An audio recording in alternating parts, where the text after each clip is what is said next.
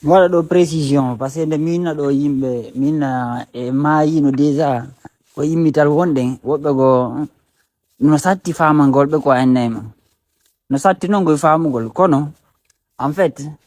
c'est un positionnaki moƴƴi ka ko ɓeynta temps on sani sa'a on c'est andali koye saha hombo wonɗen e wata andude honto fokkituɗen en fait donc ko très important anden ko honto ko très important anden honto fewnuɗen tigiri est ce que ko setto ka ko ceeɗu ka ko ndungu honɗum fewndi temps on o andi mayde ɗen nde allah halkata anna on o anna kiɗɗo on halkinomo déjà ɗum woni wattelen duuɓi temetati temeɗɗe nayyi ɓawɗo joni noon nden halkare accinde nden ɗon nden ko surprise nde ardirta ko surprise ko juhoore hara hay goto sabbaki nde joni noon so ndaari no yimɓe ɓe didirno o anna ɗo feƴƴuɓe ɓen ɓaawo men o yi fen ɗo hande annon fof no yiwde piiji ko kiɓɓe ɓe waɗi tata hande e hande o technologie ɗo fof watako moƴƴintinnede ça veut dire que ɓen hari annon fof harno civilise no développé un niveau que goɗɗo wata miijade donc hari woni ko inde woni ko amérique woni ko hay afrique ɗo hay enen Fouta Diallo mi holliriɗo vidéo ji ko wano ko woni tellen siréya ko woni telle mi anda ko tellimile kadi nokkeli tata ko mahano mama men mahuno tata yino hande wata ko moƴƴintinede en fait wano galerie ji c'est à dire que laawi ka nder pelle ɗum ko piiji tata hande wata wadde en fait so ndaari wano Europe ɗo kala ko ɓeyda no mahano ɗo en 1800 ko fenade har koko won ɗo déjà porto ɓen ɓe ar ɓe hoɗi e hoore cuuɗi yimɓe halkaɓe ko en fait voilà joni noon nden ata nden on hala ko wiye atiɗo ko juhowo komo goto sabbanuki joni noon une fois o waɗi hara yimɓe ɓe maayi simɓe ɓe maayi hono andirta hombo woni mayiɗo komo anda honto iwri mo anda ko kanko woni hombo o anda tarika makko joni noon une fois on tigi maayi ɓe réinitialisé en wonti à zéro en nattete à zéro yani wonti e cuuɗi huuɗo e cuuɗi lekkoy e hille hara sen ndaari ka battani ka desenji e mahawudeji kiɗɗi yitete batte men yitete desenji men yitete sifaji men e hille hande hay fuu sen andama par ce que ko cuuro huuɗo wawɗe moƴƴinde donc ça veut dire que tarika men feƴƴuɗo on o majjitorike en anda ko hombo woni ene woni hombo joni noon une fois o wari allah on wari anna on un coup joni ko lutti ɗon ko immitagol ngol immitagol ɗon noon ko honno ɗum fu ardirta goɗɗo nde wuurita nde immito yani o anditay ko kanko woni hombo souvenir makko on mémoire makko on artay awa no wonne découvrir ɗo ni enen fulɓe ɓen ke harɗen Europe ɗo hiɗen harɗen Asie hiɗen harɗen Amérique harɗen annan fop yimɓe men ɗum ko mande ɗum ko preuve ji ke hiɗe wuuritude en fait ayi hiɗe wuuritude hiɗe yiitude hoore men non seulement e nder Afrique fop mais ha hewtoyi tellen Asie to donc ɗum ko preuve que hiɗe wurtude en fait hiɗe andude ko one woni hombo souvenir men ono artude joni noon porto en fait ko agent empêche o fiya wuurito fiya immito décève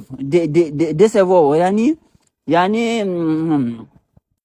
ko yimɓe niise kala ko ɓe fodi ɓe wata hundude fodare maɓɓe ne kala ko yirɗa portojo falɗa wawde noon en fait image mo portojo holla e ma on sa yeeha hewti no wayi noon a taway a weltaki a niisay donc ko yimɓe ittoɓe c'est à dire que oñoɓe yimɓe ɓen par ce que o leya a jok fino immitoroɗa a jokkay fiwogol maɓɓe e hille a sakkitora e niise joni noon ɓe ɓaleɓe ko ɓe woni seytanu ɓeɗon ko fi mulugol en kañum woni gollude ayi kamɓe ko haɓɓiti ko ɓe wayla en ɓe watta wa maɓɓe seytanu porto hina ɗum kañum porto kañum ko yimɓe ɓe tata no tafira noon ko faux ko tromperie yani are wano Europe ɗo yiya no ɓe wurtano appartement ji maɓɓe falɗa wawde noon mais sa yehi ha nder ton aman on hawri wonɗo e nder on niveau ɗon hakkujo tawa mo nisi voilà donc mais ɓale ɓen ko ɓe woni seytane on tigiri ɓeɗon ko halkugol en woni golle mum ɗen ɓeɗon no ɓe wawi halkude o beri ko embere ko Allah happandiɓe kon joni ɗo ko immital mouvement immital wonɗen e nder no o mouvement immital no wodi halakuye ɗimmo no wodi ko Allah halkoyta ɗimmo sa'a ɗimmo andi nde Allah inna yawmo sa'a ko laabi ɗiɗi ka nder alqur'ana ati ɗon ko warta tagefo ngon fop ɗimmo on ko warata en fait seytane o halkata laamu seytane ɗum hoore yimɓe ɓen ta yimɓe wawa fontade immo yalta ka nder leydi wawa lekkunde wilita andi hara toujours no foɗɗerde no ka nder leydi d' abord koto ka nder niɓe leydi fuɗɗoto wiltude kono yahay ha duña ha leydi ndi fecco ku yalta awan wodi halakuye wonɗo e arde oɗon noon oɗon hina juhowo oɗon komo fof yiyata himo arde joni fiyonno yimɓe jirta ko fino yimɓe wawata woɗɗitorade seytane haran halakuye ari ɗon memataɓe kamɓe par ce que oɗon kadi seytane kañum kadi no andi oɗon kadi no arde kan kadi o haɓɓito o jillodiray o waɗa métissage o moƴƴina o fattinɗinna e fop sani o jiiɓidiray fop e makko hara wata ko halkede par ce que si halkama hara fop halko nde wotere ko ɗum waɗi si o ɓaale foof no daaki e o affaire métissage jillodiragol ɓe jilla culture ji ɗi ɓe jilla mentalité ji ɗi ɓe jilla ƴiƴan nan par ce que ɓe andi ke Allah aranayi ɓe warowo boobo ko Allah jeeyi ɗum debbo ko Allah jeeyi ɗum mawɗo ronkituɗo yawɗo ha tawi joni hande kadi feƴƴi vie normal on yani woni nayejo ko Allah jeeyi ɗum ɓe waroɓe ɗum yananoɓe ɓen wara ɓen ko Allah tigiri halkata ɓe en fait ɓe ɓale ɓe ɗon no ɓe hollirani en ɗum joni ɓe dekkoɓe ɓiɓɓe fay koye tosogoy wara pay koye waɗa sadakaji andi ko seytane tigiri en fait joni noon ko ɓeɗon ko seytane noon kañum kadi no anda no jonna no happana seeɗa ko wata laamade waɗa kala ko faala mais on laamu seytane ɗon no correspondi e niveau enen ka gaɓuru enen fen ɗo ni ko nder gaɓuru o wonɗe nde yaltude yani eɗen anditude eɗen découvre petit à petit ko hombo woni enen jakayo eɗen tiiɗi jakayo ɗum ɗo wanno ni tata piiji ɗen andano saɗa no 30 ans ɓawa ɗo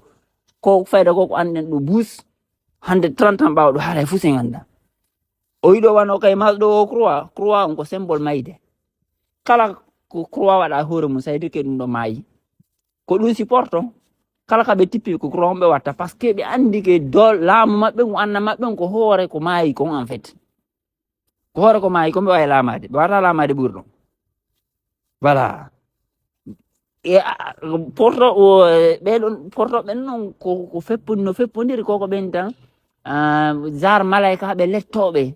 yimɓe ɓen ka nder gaɓuruji hoore ɗumanagol mauvais promesse yani